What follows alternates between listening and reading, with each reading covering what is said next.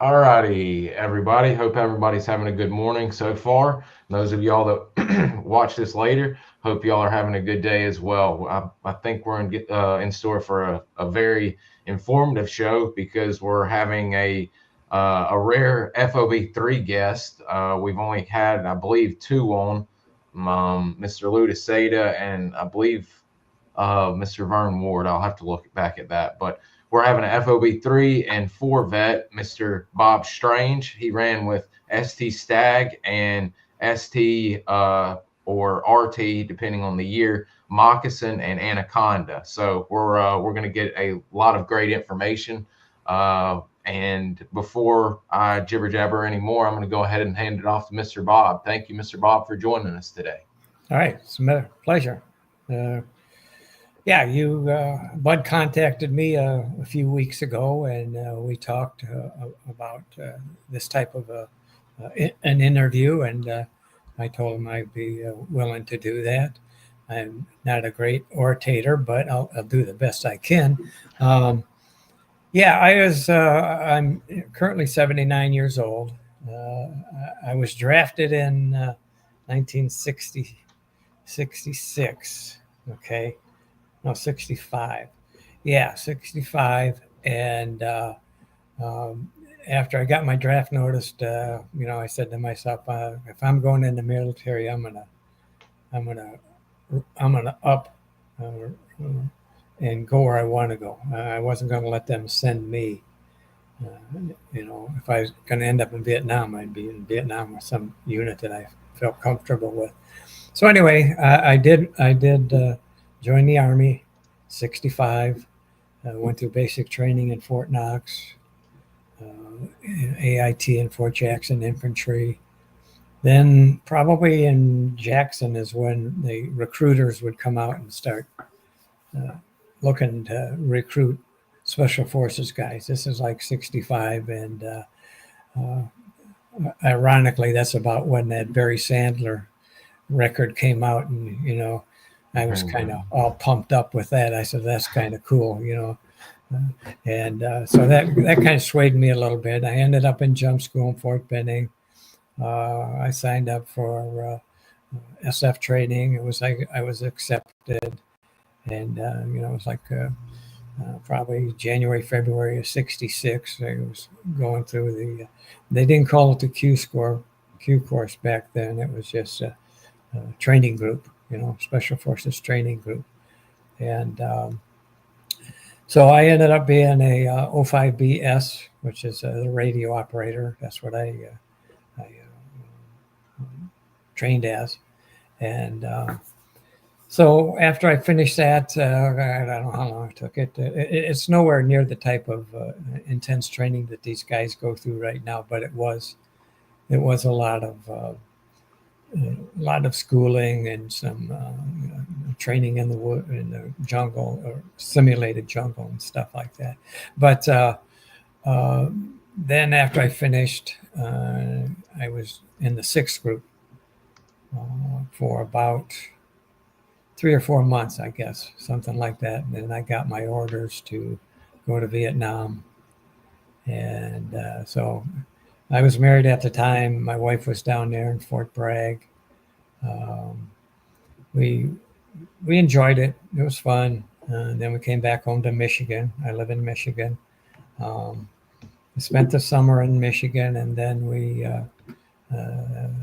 late August of 68 is when I ended up 67 is when I ended up going to Vietnam.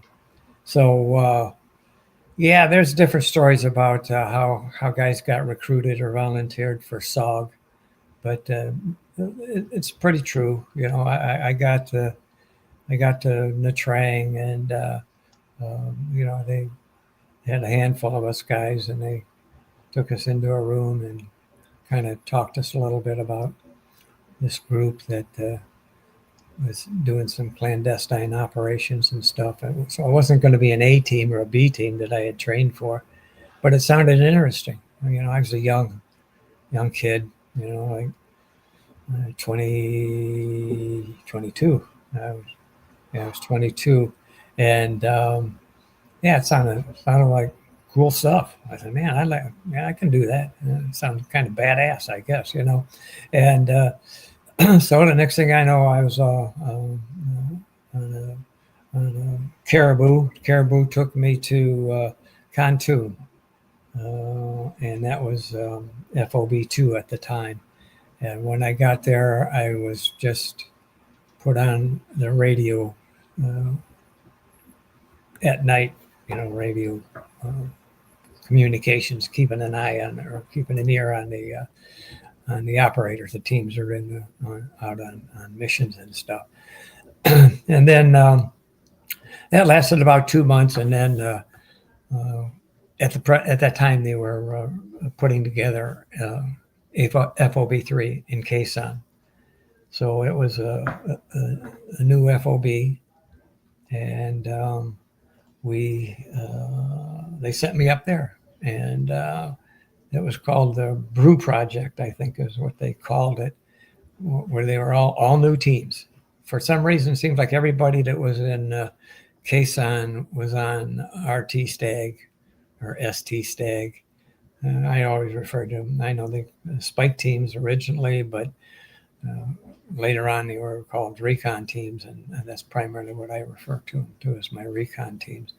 But anyway, I got up there, and I was hooked up with a staff sergeant named Henry Buck. And Henry had already done one tour, I believe in '66. He got wounded, but he came back. And it was Henry as a 1-0. That's a designation on the recon teams. And that's a picture of Henry Buck. That was Anaconda when I went to FOB4. But FOB3, I guess Bud's got some pictures there, but he can't find them. So anyway, we also at that time they were really having a lot of activity with these teams, and a lot of them were just plain old disappearing. You know, yeah, that's Charlie. That's Charlie on the right there, and so anyway. They were desperate for operators, and they recruited a bunch of LERP guys from Germany. They were legs. They weren't SF qualified, but they were LERP, long-range reconnaissance patrol individuals, and that's what they trained. And somehow they got recruited into SOG. Okay. Wow. And we had Charlie Berg, 1-0. Gosh, I think that's Doug right there on the left. Yeah, that's Doug. Yeah, that's Paul Douglas right there. He was the 1-1 on that on RT Stag in Quezon. Wow. I did not. This was while he was at Khartoum still. I had no idea until we spoke that he was with you. Yeah, it was.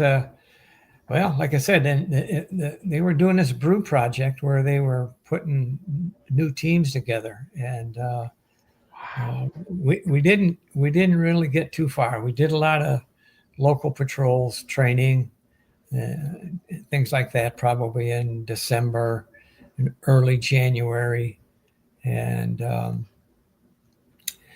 you know, the Brew were just another one of those Vietnamese mountain yard tribes that were they were part of the North. You know, I think they had some maybe North Vietnamese blood in them. You know, they were just tiny little people. You know, they weren't big at all.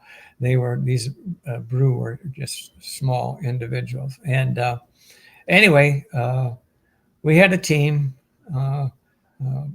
Charlie Berg, Paul Douglas, and myself, 1-0, 1-1, and 1-2.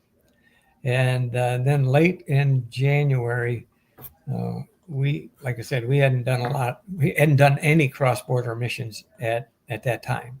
A couple of teams did go on some missions, and they weren't very successful. Okay. One, I can't remember the name of the team, but I remember the the individual, John Gallagher, I think it was. They were inserting in a helicopter, and it got shot down, and they were lost. And there were a few other missions out of there, but we weren't one of them. We were still running local. And then out of nowhere, TET started. TET started, and the Quezon was supposedly surrounded by a couple of divisions of NVA. Okay, and that's the FOB, the Quezon Marine base there. Yeah, I'll go back a little bit. The FOB was adjacent to the Marine Quezon base. That's their airstrip there on the left. And so they wanted to kind of turn it into a facsimile of the Dien Bien Phu, the 1955 North Vietnamese defeat of the French in Dien Bien Phu. And so that was all hearsay. I mean, the different things were coming down. But we also thought that it was just a diversionary tactic while all the real attacks were going on around Da Nang, Quezon, Nha Trang, Saigon, Phu Bai. All those major cities down there where the Viet Cong and the NVA had tremendous attacks on all those cities. And it went on for a number of weeks, I guess. Don't remember all about it. What I do remember about it is, when I got there in Quezon, we were told what we did was, classified, and, don't tell your folks or your wives or anything or what you was doing. But I did tell my wife and my folks that I was in this camp called Quezon. Okay. And when this attack started in late January of 1968, everything about it was Quezon on the news every night. ABC, CBS, and NBC. It was Quezon. Hundreds of Marines are being killed, and the X amount of rounds and attacks, and it was insane. But so my folks and my wife at the time, they're seeing this, watching the evening news, and it's like Quezon. They knew I was there, but after the siege started, there wasn't a lot of incoming aircraft because one had been blown up on the tarmac of the Marine base over there. So they said no more planes are coming in, so everything would be airdropped. Half the times when they did the airdrop, they would end up past the compound and out into the jungle someplace. And I think the bad guys ended up with more mail than we did. But so for a long time, actually, the siege lasted 77 days, right on into April, mid-April. And my folks were just, devastated. What the heck's going on? They have no way to contact me or do anything. I mean, I wrote letters, but I don't know if they ever got out or not. But well, it was pretty tough. 2.5 months from January to April of '68, and unfortunately, Charlie, after the siege started, we were still living in tents. We hadn't even actually built any kind of hooches yet. Okay, the Seabees were in there, and they built a command bunker with a medical facility downstairs, and where all the muckety mucks would stay.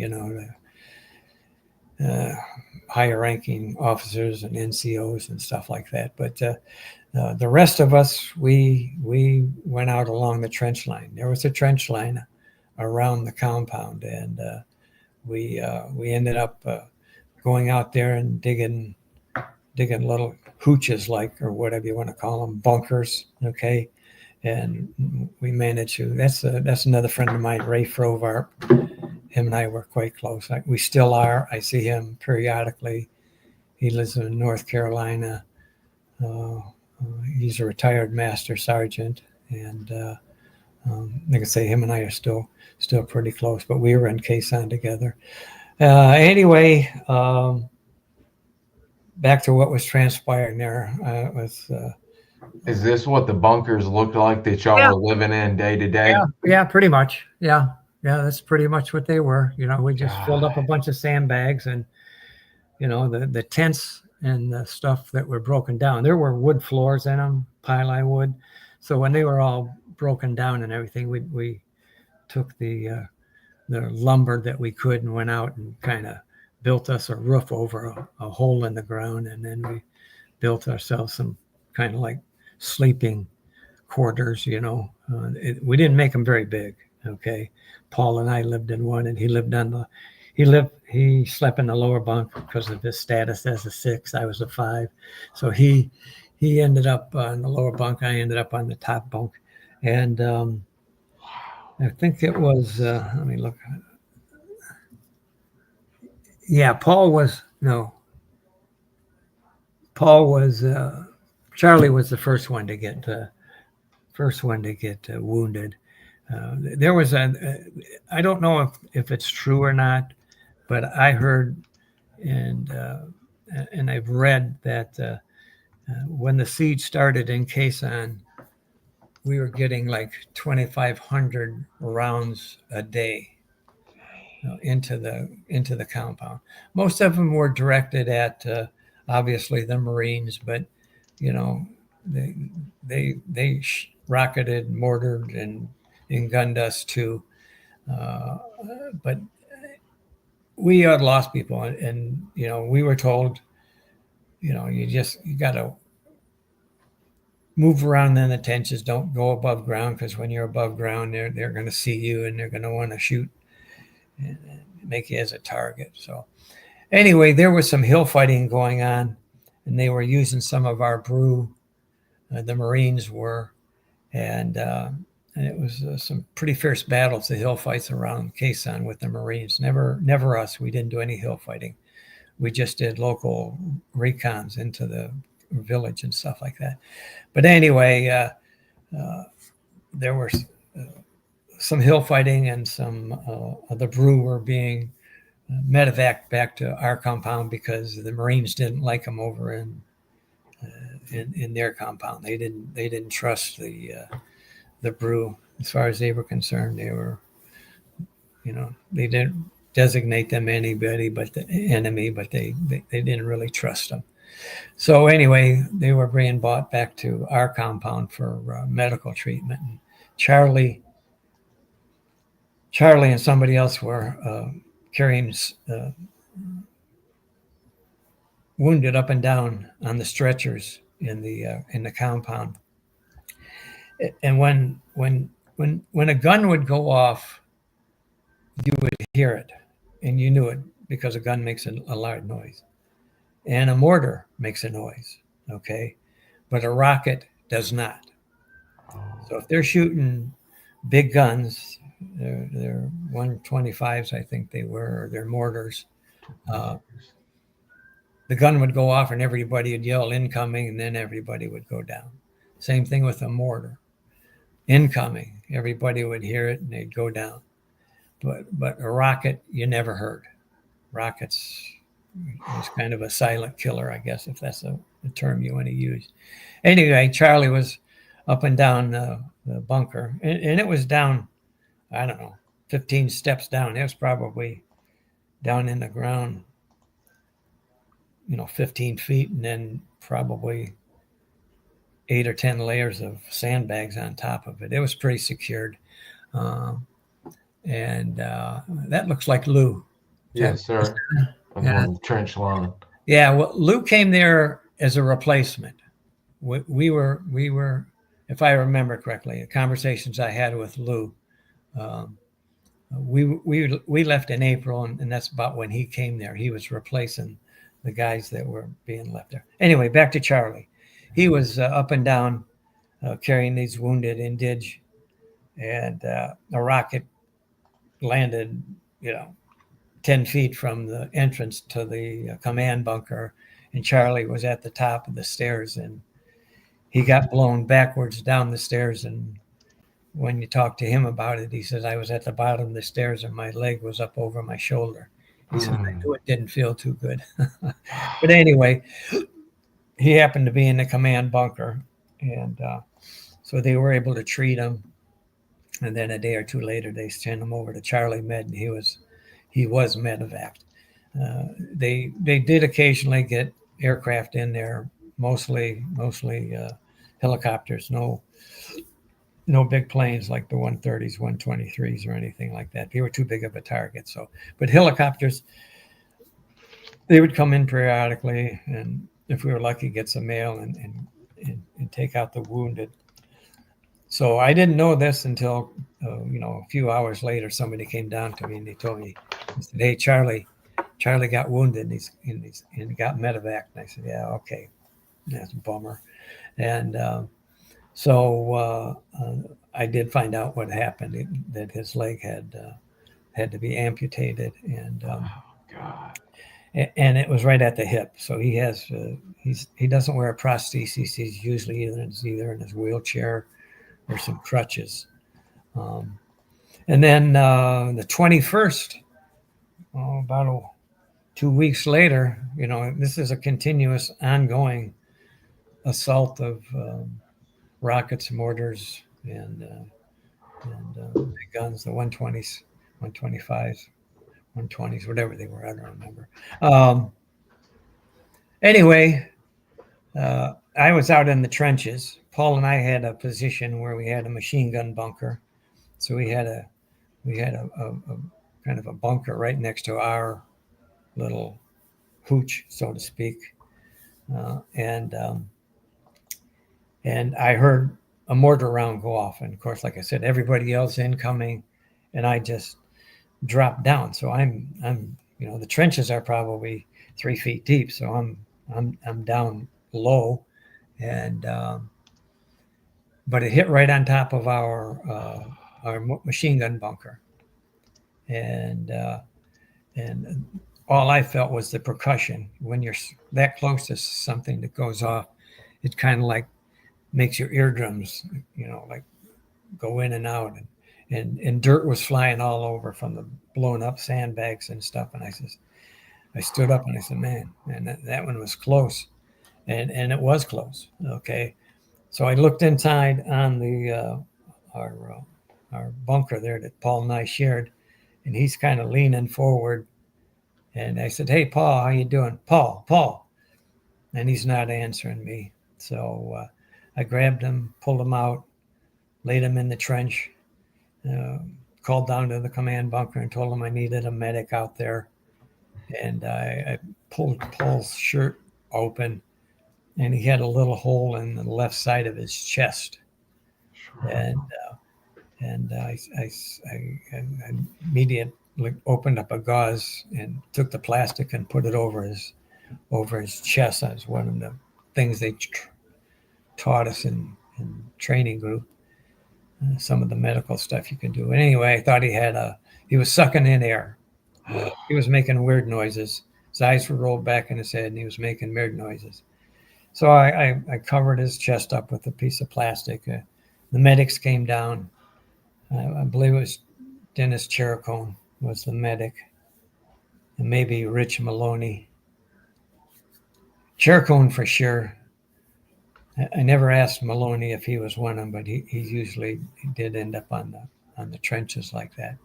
Anyway, they took Paul over to the command bunker, and they couldn't do anything for him, so they sent him over to Charlie Med, which is the Marine base medical bunker. And a little while later, we found out that he had passed. Well, that little hole in his chest didn't go straight in. It went in on an angle, okay, because it was from an altitude a little bit above where the machine gun bunker was, and all the sandbags, and a piece of shrapnel came down on an angle down through into the the little bunker that Paul and I shared, and hit him in the chest. Just amazing, just like, how can one little piece of metal out of nowhere, it's just, it's freaking 15 feet away, 5 feet up in the air, and yet it came down and caught him in the chest, And so I was now the lone survivor of that particular RT, reconnaissance teams. But they hooked me up again eventually with Phil Brown. Phil and I ran a couple locals into the Quezon Village. We'd do some listening posts overnight. And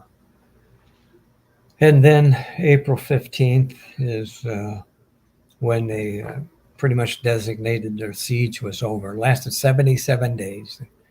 If you want to Google it or Bing it or wherever, that's Phil on the right there. I took that. I had that picture, and when I saw Phil at the reunion 10, 15 years ago, I took it to him, and he says, "Oh my God, that's awesome." He said, "I don't have any pictures of me in Vietnam." So he was thrilled to death that I had a picture of him and me together. And if you look behind us there, the terrain is all red clay, and that's pretty much, what it is. When it rained, it was a mess, and that was, January, February, and March is kind of monsoon, so there was a lot of rain, a lot of mess, and it was a crazy 77 days. I don't know how many guys. I think we lost about a half a dozen guys in rocket and mortar attacks, and then we lost a couple on missions into Laos. But they had ended up shutting the camp down and moving to My Loc, and I was transferred to FOB4, which was in Da Nang, and I was let's see, who was I? Okay, I was with. They put me on a new team. This was late April. I'm not exactly sure. That's FOB4. It's what's known as Marble Mountain, right there in the background. So I got there, and not exactly sure, but it had to be late April, early May. I don't really know. I had some pretty close friends there. George Sternberg in Quezon, Ray Frovarp, Gene Hollinger, Charlie Berg, and we all went our separate ways. So I ended up in FOB4. George and Ray ended up in FOB1, which was Fubai. And so I ended up with a new young buck sergeant named Bill Reister. And this kid, boy, if you thought I was young looking, he was even younger, Yeah, that's him, Bill Reister. But he was the 1-2 or 1-1 on Moccasin, which was run by Pat Watkins. Mm-hmm. Okay, and Pat Watkins ended up being a Covey rider, and he wasn't running recon at that time, unless he was requested. I'm not sure if he did or not, but mostly Covey. Okay, so, and Coveys they flew with the facts, and they monitored insertions and extractions and movement on the ground of all the recon teams. Okay, so that's what Pat ended up doing, and so I ended up with this guy Bill Reister, who supposedly went to Recondo school down in Da Nang, and so this is now another new team. Okay. And so Bill being the 1-0, me being the 1-1, 1-2. Okay. We put this team together. He put the team together. And then on like May 11th,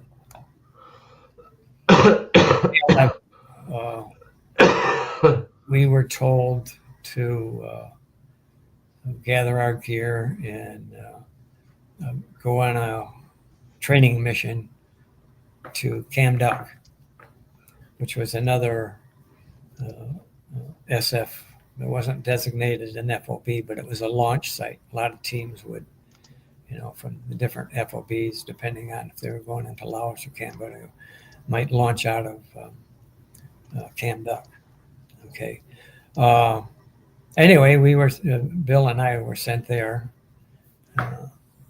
That night, we went out on an LP, an overnight patrol, and just kind of a listening post, and checking out how our new team was following direction and whatnot. And when we started to set up our run, which is a remain overnight, it got kind of noisy out there, and we weren't sure what was going on, but we didn't sleep too well that night. And the next morning, we got up and we were only going over for a listening post overnight. That was the mission, so to speak. Well, when we got back, we were halfway across the compound, and the NBA started throwing rockets and mortars and everything else at Cam Duck.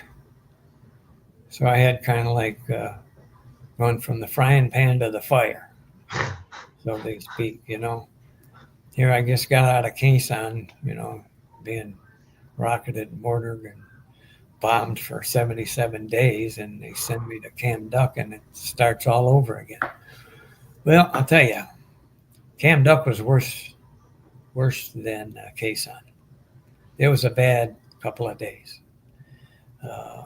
If you Google Cam Duck, I guess, or look into it, that was Mother's Day when the camp was finally evacuated. But on that day, May 12th, 1968, General Westmoreland decided he wanted to evacuate Cam Duck. He didn't want it to turn into a Dien Bien Phu. Okay? So he said, we're going to get all these people out of there. So they start evacuating the villagers first. Okay? And they loaded up a C-130 with the village. I don't know if it was the entire village, but my understanding is there were like 135, 136 civilians plus the air crew, the pilot, co-pilot, and the air crew. Anyway, as it was taking off and got to the end of the runway, it took a rocket in the side, and it went down and killed all 136 people on board. So it's like, wow, that was not a good sight, And then later on in the day, they were going to bring in some, I think it was 196 infantry battalion, or might have been an artillery unit or something. Wow. And they were coming in, and they were in a Chinook, and they were hovering over the LZ and getting ready to set down, and they took her outside, and that thing just blew up, incinerated them into pieces. And throughout the day, I've read the book. It's called Bait by Jim McElroy. There it is, Cam Duck. And he's a pretty detailed storyline. There was a lot more going on 3 or 4 days before the camp was finally decided to be evacuated. I was unaware of this because I wasn't assigned to Cam Duck. I was in FOB4, but they sent me there, and I think they sent me and Bill Reister there to be part of the support element or whatever. If the camp got attacked, there would be more people there or whatever. I don't know. Anyway, I was unaware of all the activity that had gone around Cam Duck in the previous days. Okay. Anyway, they were trying to evacuate people. They were sending in helicopters. They were sending in A1E Sky Raiders to support, to bomb the bad guys out in the jungle and stuff. And they shot down, I don't know, a lot, 6, 8, 10 aircraft. They were 123s, 130s, A1E Sky Raiders, Hueys. They shot down everything. It was just it was a fiasco. It's like, man, this is not good. And finally, by the end of the day, the word came down from the CEO that we're going to evacuate the camp. And everybody says, okay, well, how are we going to get out of here, man? And nothing's getting in, so how are we going to get out? And, of course, the answer was the C-130. The C-130 is going to come in. He's going to land. He's going to taxi. He's going to have the gate down, or he's going to have the ramp down, and you guys are going to chase the 130. You're going to get on it because he ain't going to stop. He ain't going to be no sitting target. And of course, I don't know what it's going through the other guy's mind, but my mind was, I'm dying on frickin' Mother's Day. Mother's Day, 1968.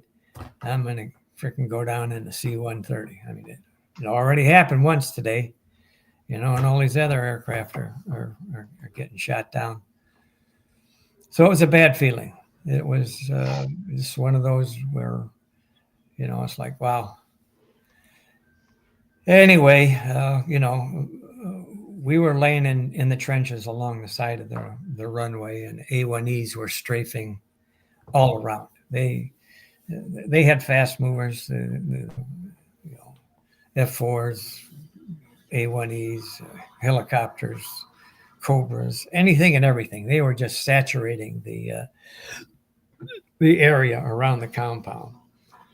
So when we got on the 130, he taxied to one end of the runway. Actually, I don't think we went out the same direction that the one went down earlier today. I think we went out in the opposite direction. But anyway, we got out of there. And I swear, when I got back to Da Nang, I freaking kissed the ground and probably gave them pilots and crew chiefs a big hug too. I mean, that was a bad day. Like I said, I swore I was going to die on Mother's Day, and the rest of my mother's life, she'd be celebrating Mother's Day the day her son died. But fortunately, it didn't happen. I got the hell out of there, and Cam Duck went down as another disaster. And we didn't lose a lot of Americans. Most of them were those civilians and the crews and the pilots that were on those aircraft and stuff. But there was also a Medal of Honor guy, Joe Jackson. Mm-hmm. He flew in a 123 after everybody had gone out. It turns out that there had been some Air Force forward controllers on the ground that they forgot to take. And Joe Jackson took his 123 in there and picked up those three guys and flew out of there. And he ended up with a Medal of Honor for that. So that was kind of cool. Anyway, back at Da Nang, I went to the sergeant major and, I kind of said, I'd like to go on a different team. I'm not real comfortable with this new young buck sergeant as my 1-0. He'd never run any recon at all. He was just a a new buck sergeant, same rank as me, but he was going to be the 1-0, and I just didn't feel confident. So he said, "Okay, that's no big deal." So he hooked me up with that team was Moccasin.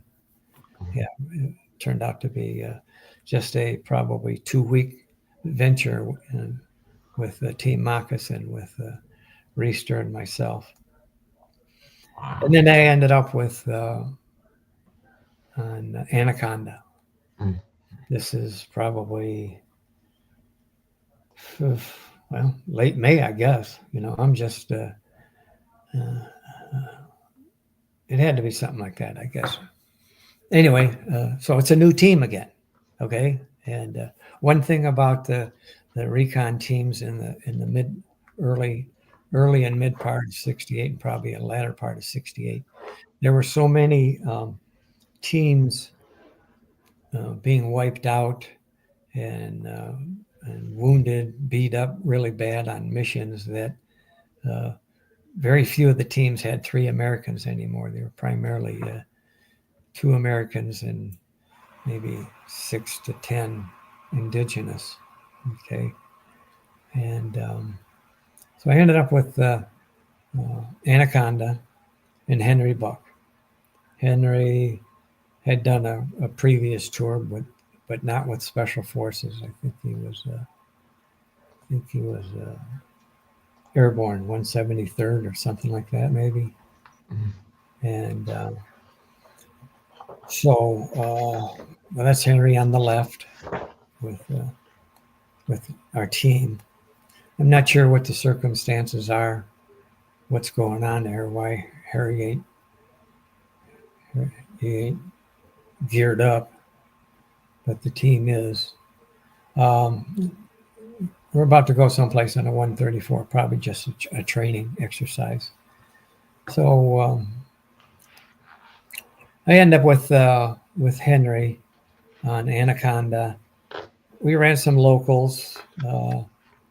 There's some pictures of me, Henry, and the team in one of in actually Jason Hardy's latest book, number 15, I think it is. And he finally did a story on Anaconda. So Henry and I are in Jason's number 15 book. And so anyway, our first mission after training for a couple of weeks was about mid-June. There were some suspected POW camps in Laos. So they decided to put 4 recon teams in simultaneously in different AOs. Okay. And of course, the instructions were, move off the LZ, start your recon. If you find out that another team is being compromised, then you need to sit down and quit moving, because there may not be enough air assets to support you, get you out or whatever, if they're busy with another team. So anyway, that's basically what happened. Team got compromised. I hear all the activity on the radio, and I tell Henry, we gotta quit moving. We gotta sit down and just wait it out before we can move again. And he said, okay. So we kind of think that they probably knew that we landed on the LZ and they were following us. And we were sitting on the side of a hill looking down on what we thought was a trail. Turns out there was also a trail above us. And the bad guys, 3 of them, came upon us, and our indigenous it started open fire. They started a firefight. They never should have. They just should have been quiet and sit there and let it play out. But they didn't. They started a firefight. And during the firefight, Henry got shot in the stomach and in the foot. And 3 of the indigenous on the team took off running. They dropped their gear, their weapons, and everything, and took off and left me, Henry, and the interpreter. So I'm trying to patch up. Henry. I'm trying to patch up Henry, and I sent the interpreter up to the bodies to see if he could find any intelligence on their bodies or whatever, and he came back down, and I'm patching up Henry. His intestine was hanging out of his stomach, plugging up the hole, and he had a hole in his foot. So he wasn't too good a shape. But then all of a sudden, I hear all these NBA bad guys, whatever. They're throwing grenades. I mean, they're not right on us. I think they're just trying to probe us, see where we're at. They're throwing grenades and screaming, die GI, and throwing grenades. And I says to Henry, Henry, man, we got to move. He says, yeah, we got to move. So I'm the radio operator. So I got my backpack, PRC 25, the Henry buck wrapped over my shoulder. If you look at it, the pictures, he's a pretty big dude, And I wasn't carrying him, but he had his arm over my shoulder, and we're kind of, making our way down this mountain, and we managed to. We probably ran 20 minutes, half hour, and it's triple canopy, double canopy, and I'm on the radio. I'm trying to talk to the FACT, the Covey Rider, and the FACT. We're in contact. I tell him I'm running, okay, and I'm looking for an LZ, and he says to me, "You have any idea where you're at?" I says, "Not really." I says, Henry had the maps, and so he was following everything, and he's kind of in and out of it right now. But I'm just looking for an LZ. And he says, "You got any pen flares?" I says, "Yeah." So I finally found a LZ. It wasn't actually a landing zone. It was a clearing where you could see the sky. Okay, my guess it was maybe 20 by 20. Okay, but you could see the sky. So the Covey Rider says, "Hey, you got any pen flares?" I says, "Yeah." He says, "Okay, give me some pen flares." So I start shooting these little pen flares up through the canopy. And after, I don't know, several minutes, somebody in the aircraft spotted a pen flare. And so they had an idea where we were. And so they started kind of working their way over where we were. And I shot one more pen flare up, and they says, "Okay, we got your position." And they hovered over and dropped down what's known as a jungle penetrator. It's just a seat with a little loop you put your hand in. 3 people can sit in it. There were only 3 of us, so that worked out fine. Anyway, they dropped the penetrator down, and when you're being hung below a helicopter, you got to be in contact with the either door gunner or the pilot, making sure he doesn't go forward until he clears the canopy, because that would be bad news if we got drugged through the trees and stuff. You could literally pull down a chopper. I mean, I'm not saying it's happened, but I've been told that's it could. Anyway, I'm yelling up, up, up, up, up, up, up, up, up, and then finally they got us out of there. They flew us for about 20 minutes till they found some big old rice paddy or some damn thing, sat down, and we got Henry inside, and then we flew back to the launch site. And I was doing an after action report with the XO, and he told me that another crew picked up the indigenous, and I says, "You got to be kidding me." He says, "Yeah, we picked them up, and all they had was their flash. They had their signal panels, and but they had no gear. They left their gear and everything, and so obviously they were.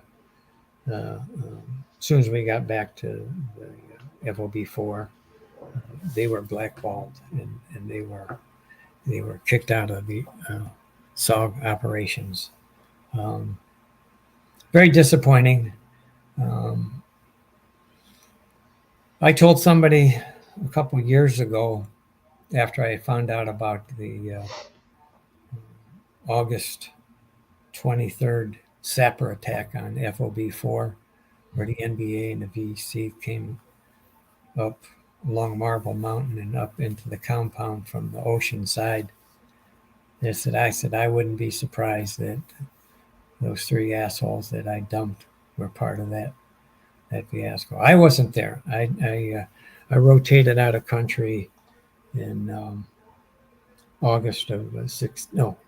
July of '68, and that camp attack was on August 23rd.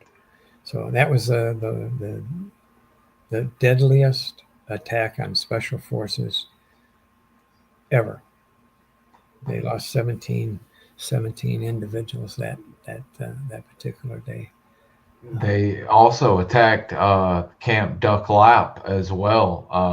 I forgot if they killed 4 or 7, but they also managed to kill some Green Berets that day. So overall, definitely the deadliest day, and FOB4 being the deadliest single incident for special forces. Yeah, it was. Like I said, I didn't know about it. When I only did 3 years, I was recruited hey, we'll make you a E6. You want to come back, or you want to go stay in the Army? I said, I don't know. I'll think about it.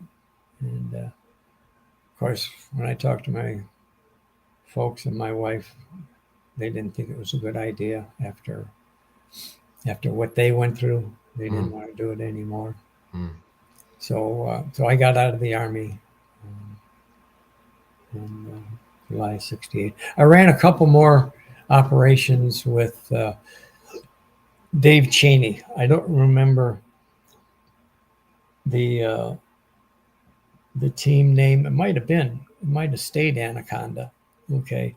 And they just hooked me up with Cheney, and we ran 2 BDAs, bomb damage assessment ones. That's all we did.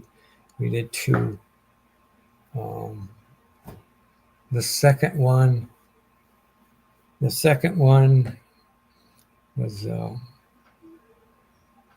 middle to late June. I had about a month left, I guess, something like that. Oh, wow. And Cheney's he's going out with the FAC pilot, which is normal, picking an LZ where you're going to land, and then you do an alternate just in case. So anyway, Cheney was out on this FAC looking for an LZ for this BDA, and he's drawn anti-aircraft fire at like 6,000 feet. So he comes back to the compound and goes and sees the XO and Sergeant Major and says, well, you need to do another BDA because I just drew anti-aircraft fire at 6,000 feet in the AO. And the XO and the sergeant major said, well, yeah, I guess you got to go in and confirm that anti-aircraft fire. And of course, a lot of teams were, I won't say they were reluctant, but they thought they were being sent on kind of suicide missions, very few refused to go. I don't know of any. But anyway, Dave says to me, don't worry about it. He says, we'll get it worked out. And we didn't have to do anything. We were going in on the LZ and drew fire. Cheney and I both opened up. Pilot swoops off and back we go. Says, hey, you got anti-aircraft fire and you got people on the ground. They're shooting at us. So that was my last mission. It was another kind of uneventful, I guess. Got lucky. We drew fire on the infiltration, and it. Thank God y'all didn't have to get on the ground. They didn't wait till y'all got on the ground, because geez Louise. Well, we were close, and we weren't on the ground, but we were damn near on the ground, and but they were close enough that I guess they thought, a lot of times, they'll let the first helo go in, and but we were only one helo. We were 2 Americans and I think 5 Indians, so we only had the one aircraft. But a lot of times they'll let the first one in and everybody get off, and then when the second one comes in, that's when they open up. But that didn't happen with us. We were the only aircraft, and we were about on the ground, and they opened up fire. And were y'all being flown by the King Bees? No. There weren't too many King Bees out of FOB4. They seem to be, most of the King Bees seem to be out of FOB1 Fubai.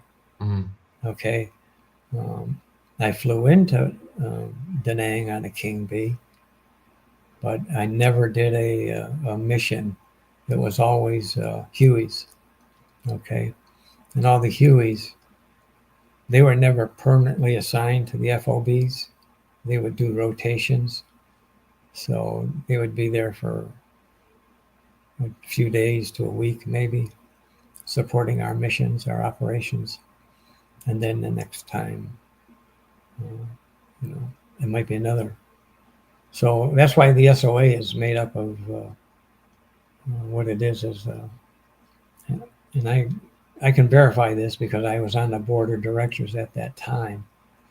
And it was probably back in, early 2000s, I guess. And the SOA, Special Operations Association, was made up primarily of Special Forces guys, Green Berets. Supposedly there were some SEALs, but I never met any of them. And Marine Force Recon. And there were a bunch of stubborn guys that said, this organization is Green Berets. We were the boots on the ground. We were the one that did all the fighting. That's the way they wanted it to stay. But smarter heads prevailed. The board of directors said, "Look, we had a lot of organizations, aircraft companies that came in, dropped us off, picked us up, lost people. They're just as much a part of this SOG operations as you guys are. And we need to consider opening this organization up to that." And it was a good move. There's Jim Hedricks. He's a past president. Colonel Mike Taylor. Yeah, Mr. Mike Taylor. Wright. That's FOB4. I'm not sure who that is. That's me right there.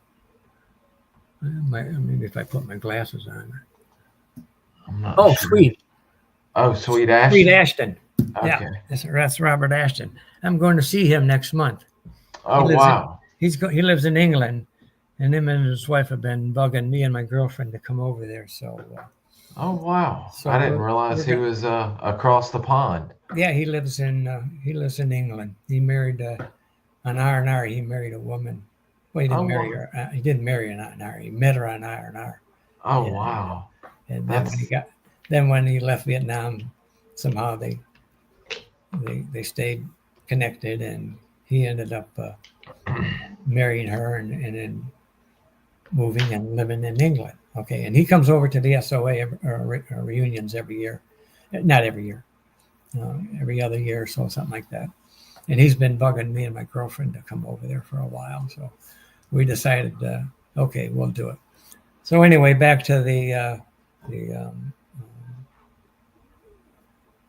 allowing the air assets to join us. So we have a number of helicopter companies and units that are now part of the Special Operations Association. Um, and then I've never seen any jet pilots, but the A1E SPAD guys have come to our reunions. They've come. I haven't seen them in the last year or two, but they came for a few years. And most everybody in SOG loved the SPADs, the SO or the SOG, the A1Es. They were just really cool aircraft, in World War II, but they were precision bombers. They weren't the fast movers. They'd go by so damn fast. Sometimes you know, they'd miss their targets. You could throw smoke out there and they'd miss it or whatever. So, but those guys, those guys in the A1Es, it was a dive bomber. They'd come in and they come diving right down, and then they'd release their ordnance, and yeah, they were pretty precise. We enjoyed having them as part of our air assets and stuff. But we had one on recently, a SPAD pilot out of NKP, and he was talking about how close you guys, how trusted y'all were with them calling in air. I mean, right on top of y'all, and how they could stay on station is a pretty dadgum long time, and work over, and if the FAC had to go back and refuel, they could stay on and act as a forward air controller for the jets or what have you. Yeah. They were well appreciated for sure. I was about 5-6 years ago. Ray Frovart, George Sternberg, Bulldog Smith, John Hutchins. We used to get together for a week's vacation every year, and we did one down in Tennessee and went to Dollywood, and SPAD guys were going to have a reunion at the Tennessee Air Museum, and so John Tiltmeyer was going to come over and hang out with us at that particular venue. So they had a bunch of pilots there, and they gave a symposium, a talk or whatever about some of their missions and operations. And one of them, don't remember his name, but he talked about Mother's Day 1968, and he was doing bombing runs along the runway, waiting for the aircraft to come in. And I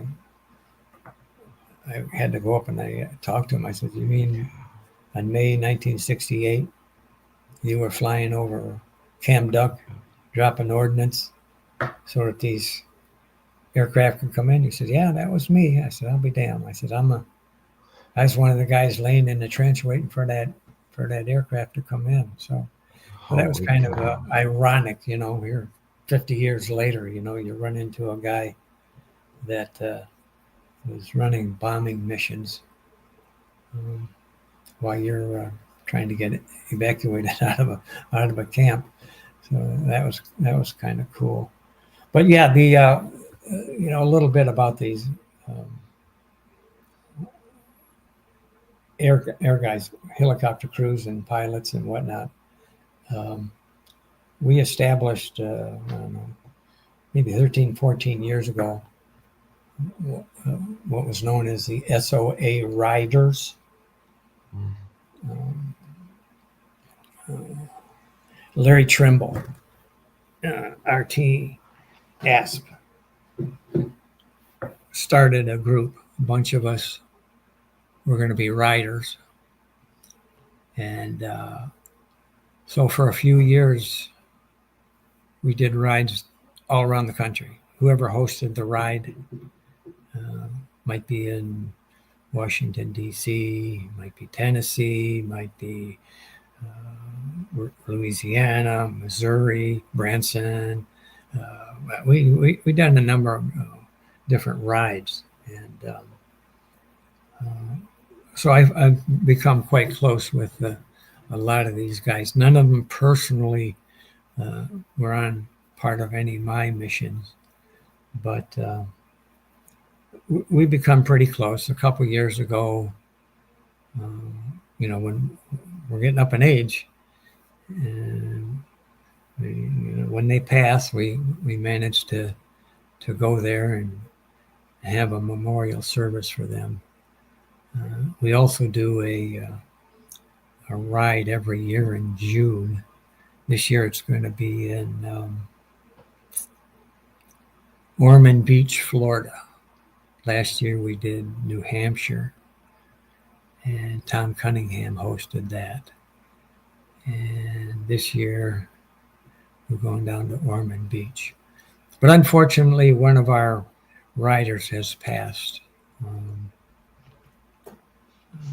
Jim Woodbury.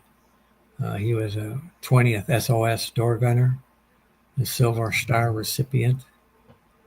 He passed away a couple weeks after our ride in 2023. And he decided he's going to get buried in Arlington. So next month, March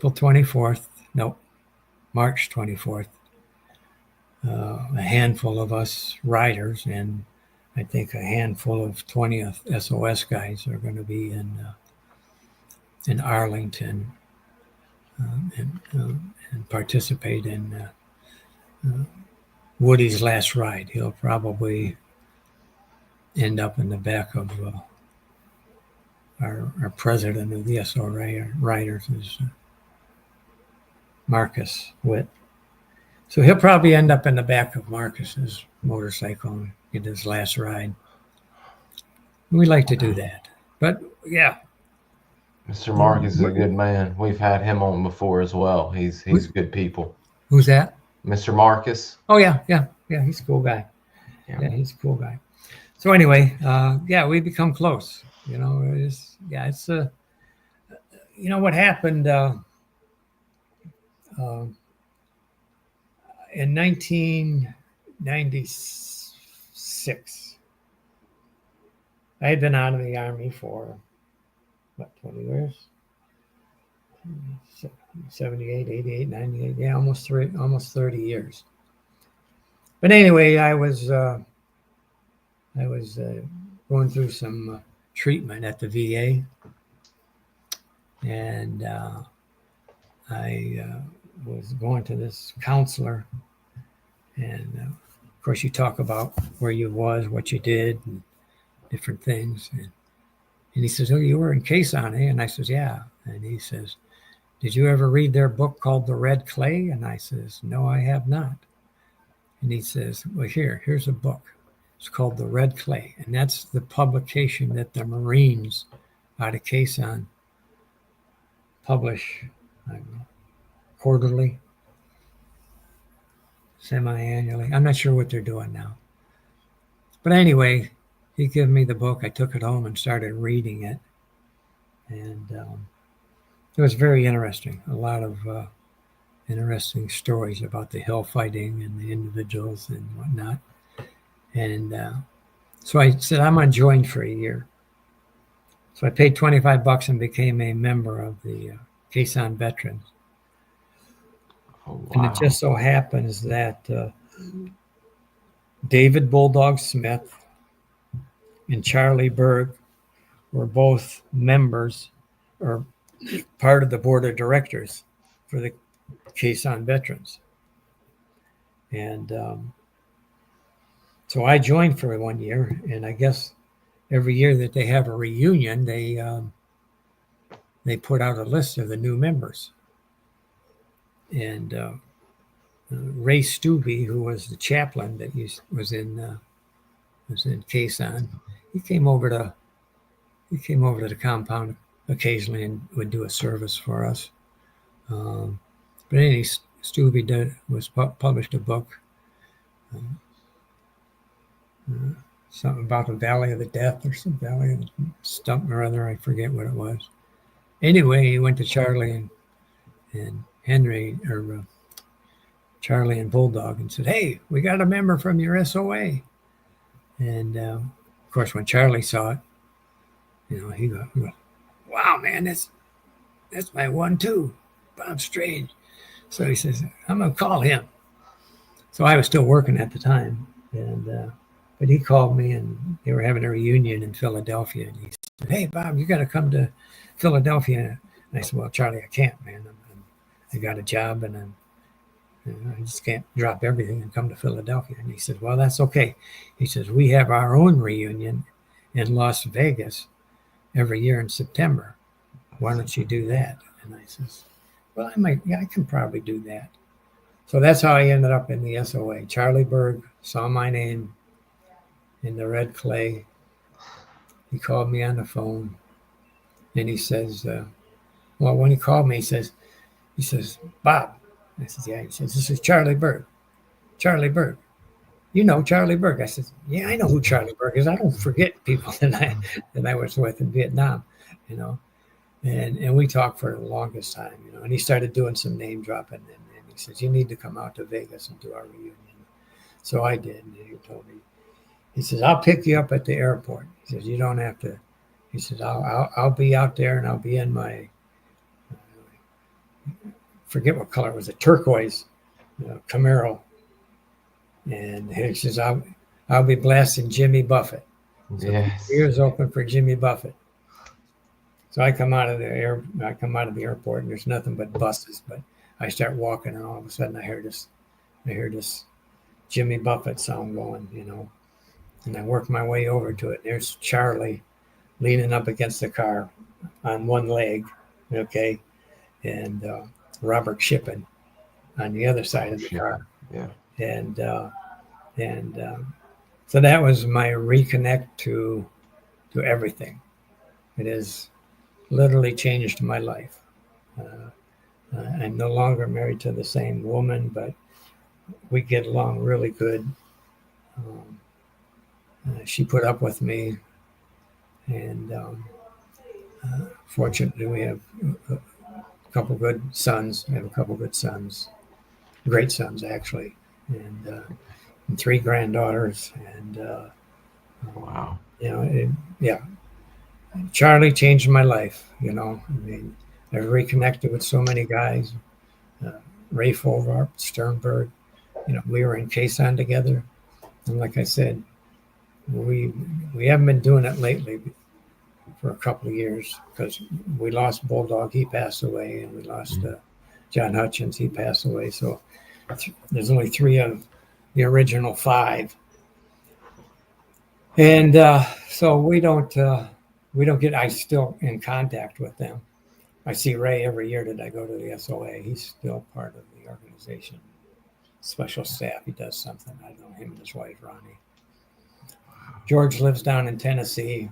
I'm going to see him in June on my way back from my SOA ride in Florida at Ormond Beach.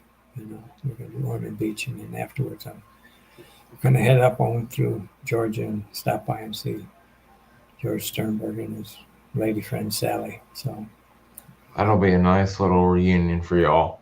Yeah, we look forward. Like I said, I usually see him every year in Vegas, but not so much the wives, But it's always good to get together. Like I said, reestablished friendships. They're just, I'm working on getting Mr. Ray and Mr. George to come on. I met them when I went to the SOA reunion in 2022, and it was the honor of my life getting to spend a week with you gentlemen. But met with them and have just been playing phone tag here the past month or so, trying to reconnect. But gonna see if they'd come on and talk to us as well. I know they've got a great story to share. Yeah, George is a good storyteller. He had a lot going on. You know? Yeah, ain't that the truth? He was up there. He was up there in FOB1 with Tilt. Yes, sir. Tilt. You know, he's published several books. So. Yes, sir. And he does podcasts with somebody. Yeah, he's got his own now, the SOGcast. Is that right? Yes, sir. Yeah. You can look it up, and I think he's he may be in the 50s now. I think the newest one that came out this week is maybe 52. Oh yeah. Yeah. Well, it usually ends up on Facebook. I see where he does the posts and stuff. And, yeah. John and I were pretty close. I was an officer when he was president. Oh yes, I forgot that he was president for. Yeah, and he's still pretty. At least when I was there, he wasn't president. I think it was Mr. Doug's first year, just nominated or what have you, and Tilt was still running around and quite busy. He's part of one of the specialty groups, that makes the organization run. Either recruiting or something or other. I've noticed y'all have been doing a lot of recruiting this year. There's Mr. Doug, some of the 195th, y'all's Air Wing asset guys have been going around to both not only the Special Forces guys that are active duty, but the MARSOC guys, and as well as some aviation units. They've been sharing some pictures and such as that. So it looks like they're trying to keep the SOA thriving now that you guys sadly are getting old and up in years, but hopefully the new batch of warriors can take up the mantle and keep it going. Yeah, that's a tough one. It's tough recruiting these new guys. Some of them, like Frovarp, he still lives down in Fayetteville, and he still sees some of the guys that he served with in Vietnam and whatnot, and they're part of SF 118 or whatever. Mm-hmm. And he says, man, these guys, they were so busy fighting in Iraq and Afghanistan, they just need some peace to themselves now, and you can't get them to join. Mm-hmm. And so that's the tough part of recruiting these new younger guys. They got families and stuff. Yeah.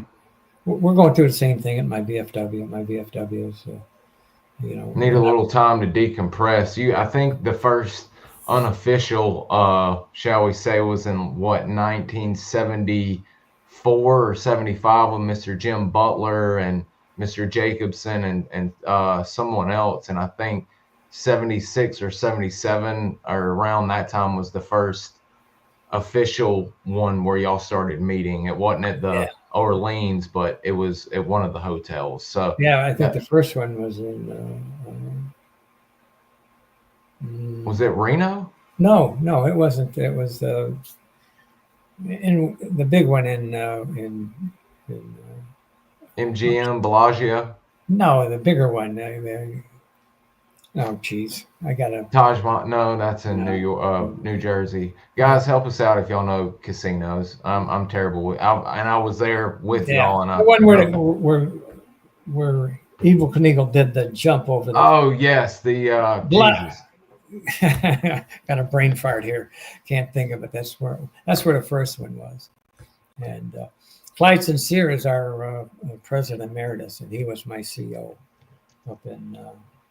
Or EXO, CO up in Quezon. Clyde was, and he's Mr. Clyde is a great source of information. I have, thank goodness, been Caesar's Palace. There you go. That's it. I had to look because it was going to drive me crazy. Also, I've been speaking to him, and he still sharp as a tack, and has been helping me out with some information about MyLock and such as that. You mentioned MyLock, and some of the guys, like you said, Kason went to MyLock, and then from MyLock either to FOB4 or about that time CCN was starting. So back to CCN. So yeah, Clyde's a good guy. He don't come now primarily because of his wife Mary. Yeah, unfortunately, he's got to be with her most of the time. So so I haven't seen him for a few years. I was gonna see we're about to hit our hour-and-a-half mark here, and really? Wow. Yes, sir. It was wonderful. I didn't think I had that much BS in me. No BS. It was wonderful, and as a matter of fact, we've had our highest. I think I have a hard time watching all the time, but I think we have had 48 active viewer and commenters in here watching, which is one of the highest thus far. So that's good. People evidently didn't think you were BSing too hard. I have a few questions, some that people have sent me that maybe were at work and weren't going to be able to watch, but they were curious about. Hey, Bud. Yes, sir. Could you give me 1 minute while I get a bottle of water? Absolutely. Get some water. Take your time.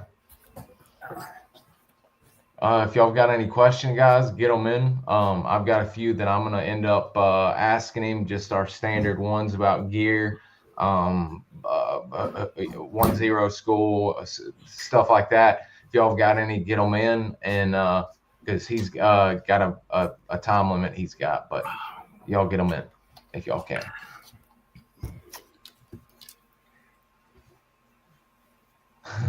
Had to wet the old whistle. Okay, I'm back.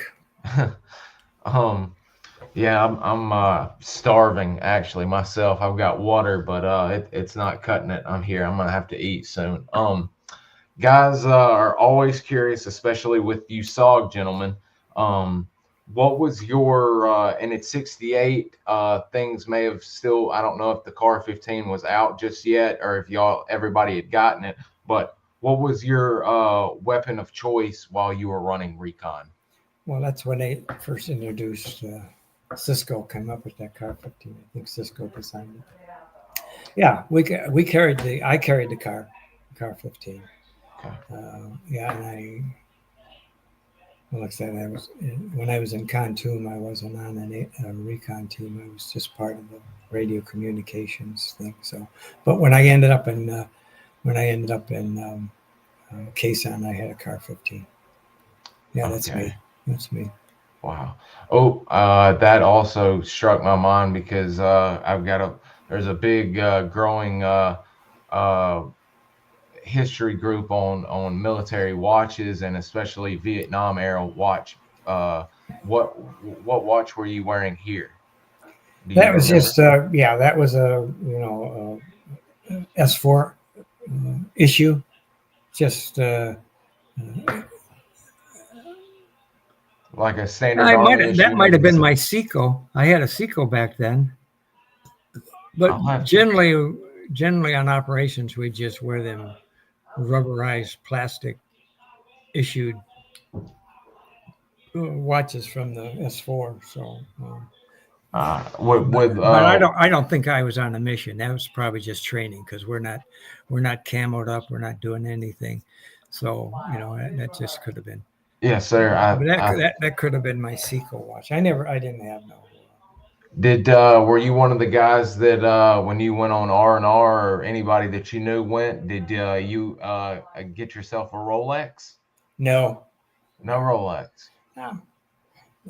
It was still pricey back then. I didn't. Oh yeah. I mean, people see. I forgot who posted it. Mr. Terry said it looked like it may have been one of the self-winding Seikos that the supply gave out.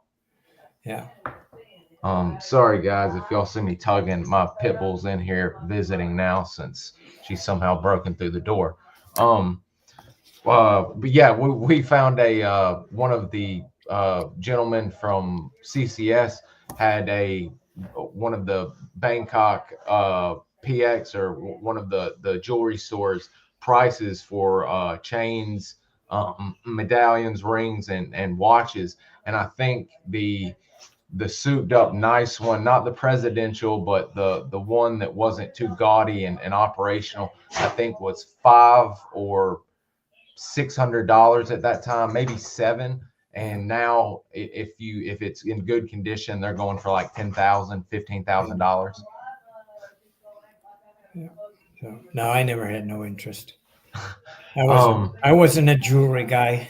Yeah, some of you guys, it's neat seeing some of the guys with their war medallions or their gold Buddhas with their 10-baht chains and stuff like that. And then some of you other guys that I don't even think, other than wearing a watch for a mission, y'all had anything on.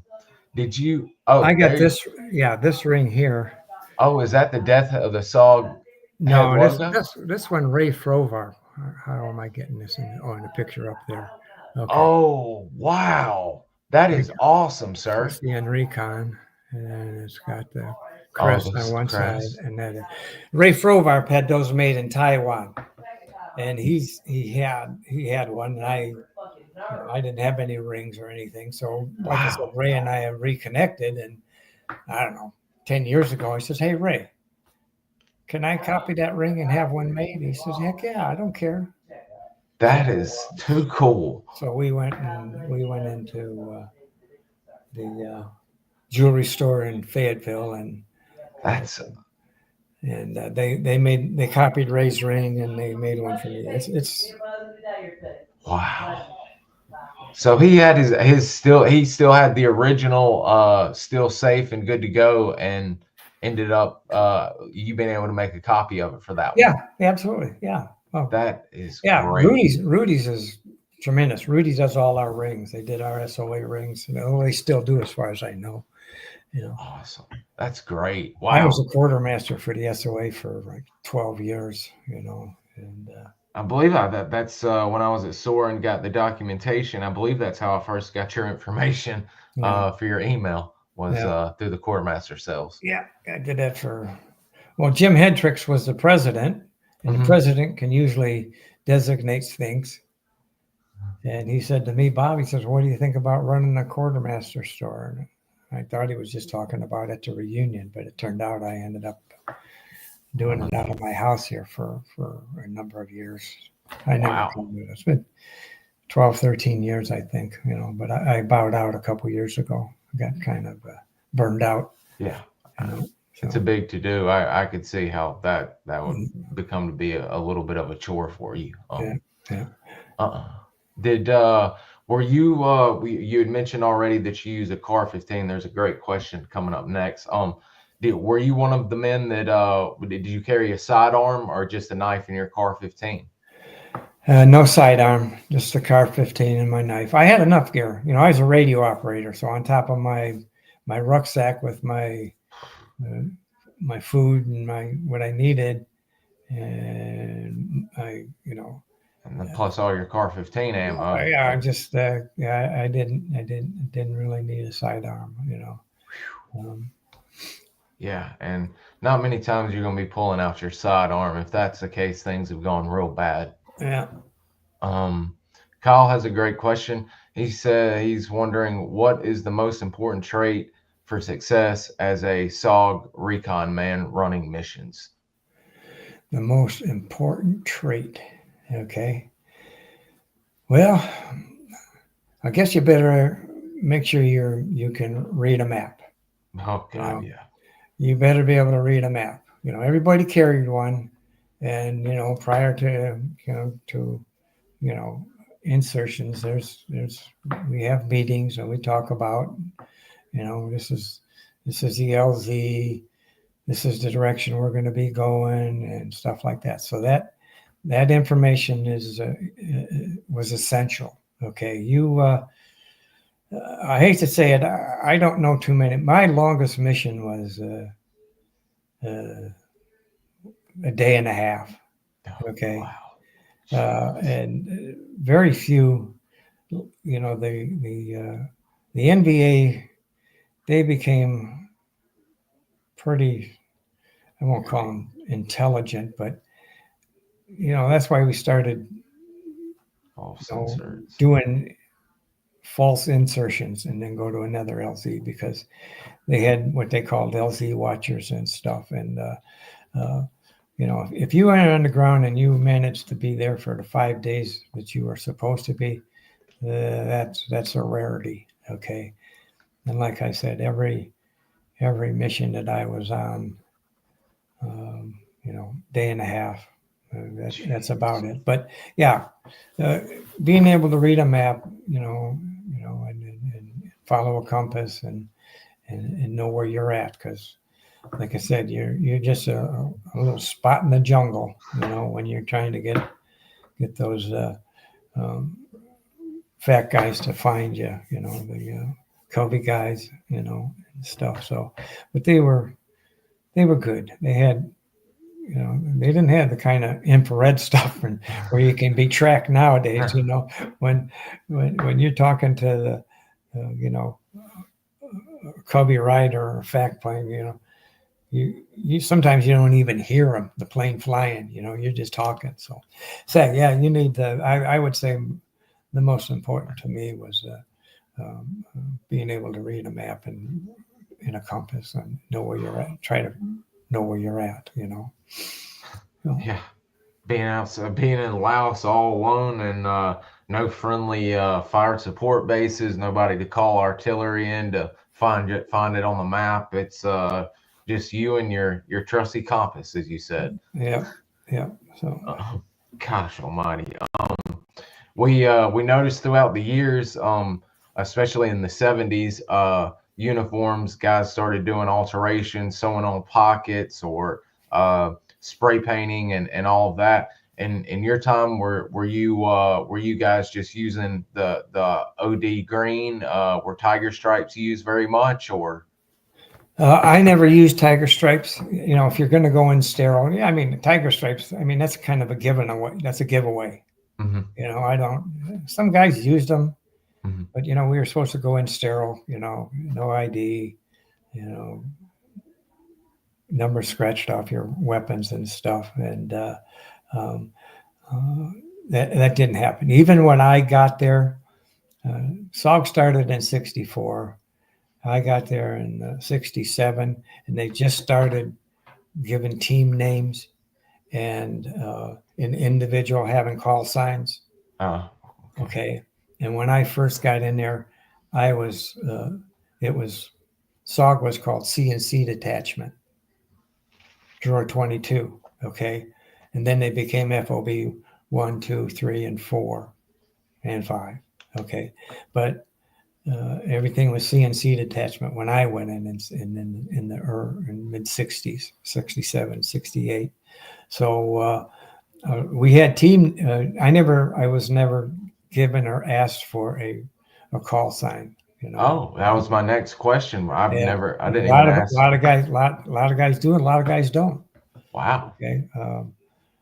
For whatever reason, my 10 said, okay, we don't need ID names or call signs or whatever. We just did what we did. So.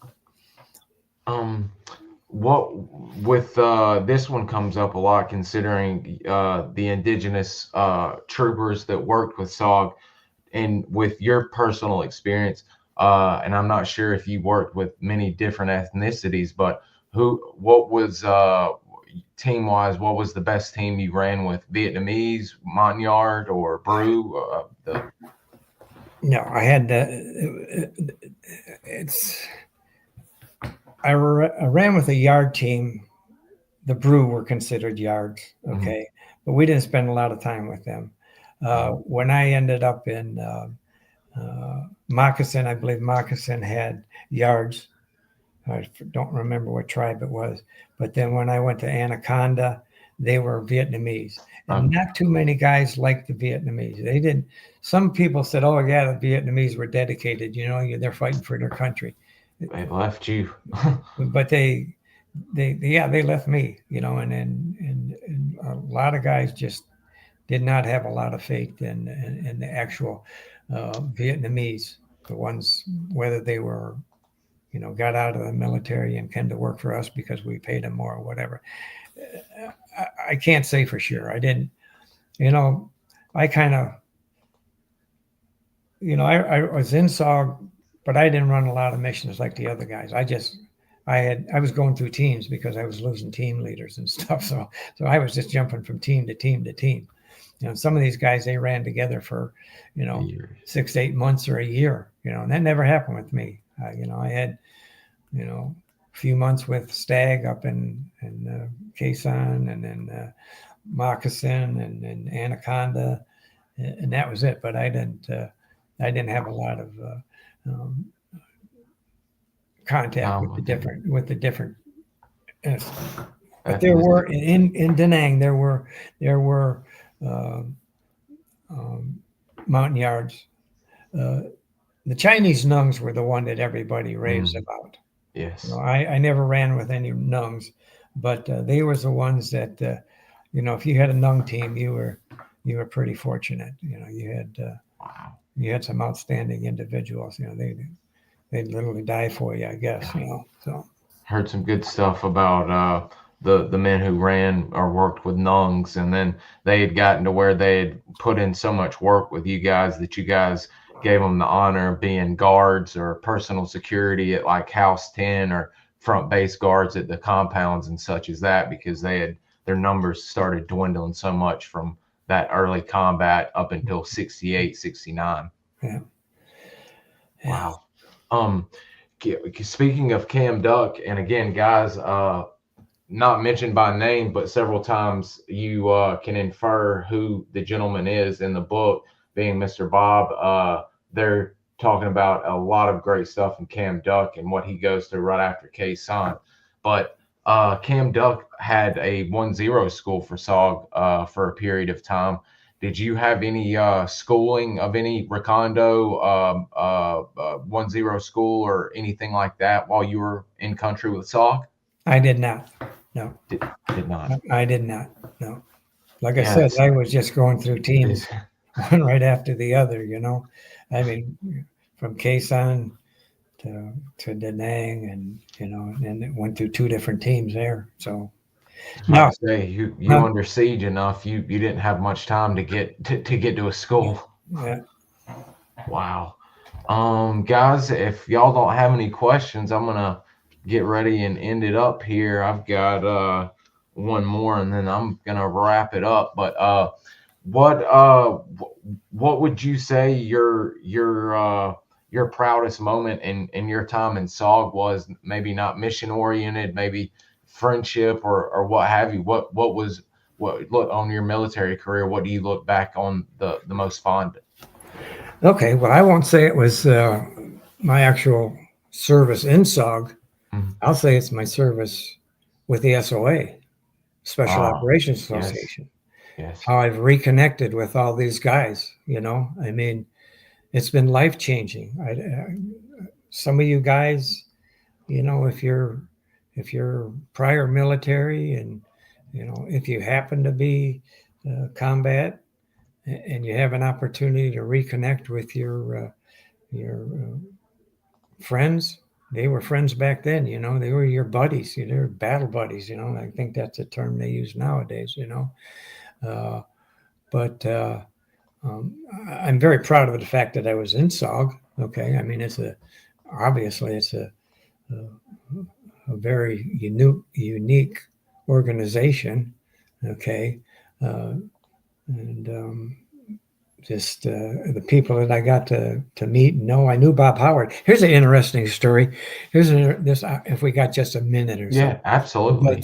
But Bob Howard, he was in Khartoum when I was there. But I didn't personally know him, and I didn't sit down at the bar and have a drink with him. But I knew him. Okay. And I was only in Khartoum for like 2 months, okay, maybe September and October, maybe November. And then I went to Quezon. But anyway, years ago, my son, he's a major, an active duty reservist major, okay? Wow. But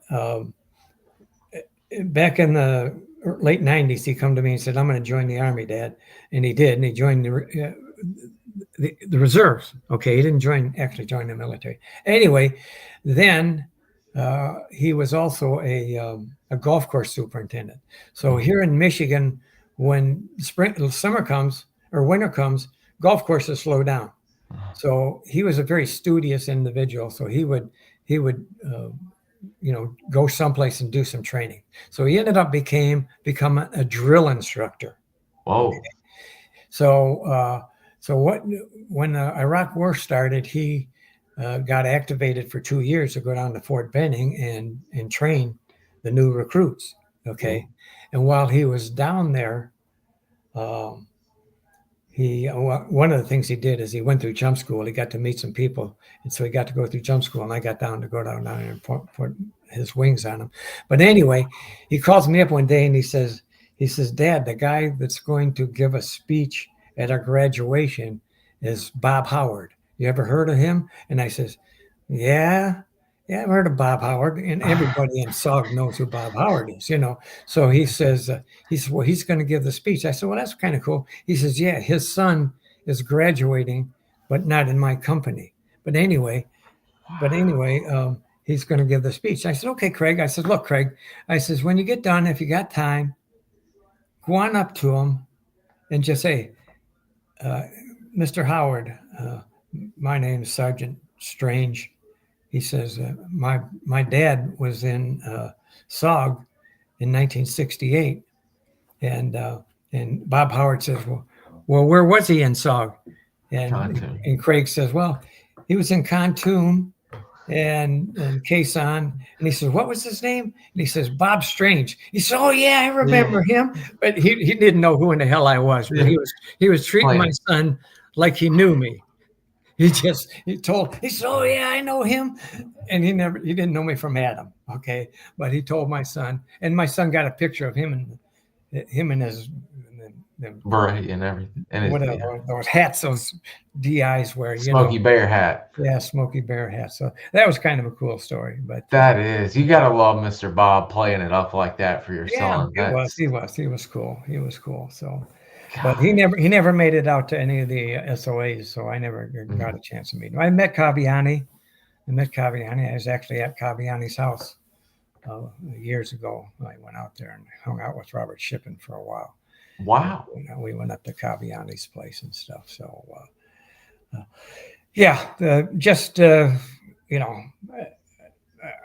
my missions, I'm glad I survived. It's very unfortunate that some people, Henry Buck died in 91 before I got a chance to reconnect with him. But Charlie, reconnecting with Charlie and George and Ray and Bulldog Smith and all those guys. That's been the highlight of my life the last 25 years. I think I'm supposed to get my 30-year pin this year. Oh, I joined in 96. And I think in 2025, they'll give me my 30-year pin. I think they will.